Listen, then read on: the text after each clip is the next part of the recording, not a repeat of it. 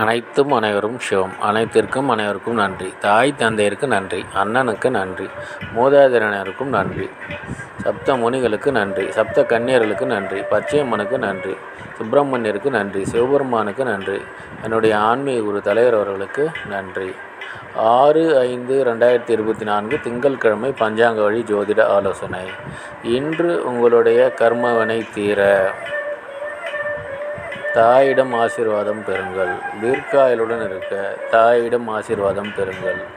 ஆரோக்கியத்துடன் இருக்க தம்பி தங்கைகளுக்கு உதவி செய்யுங்கள். பணம் பெருக குழந்தைகளுக்கு உதவி செய்யுங்கள்.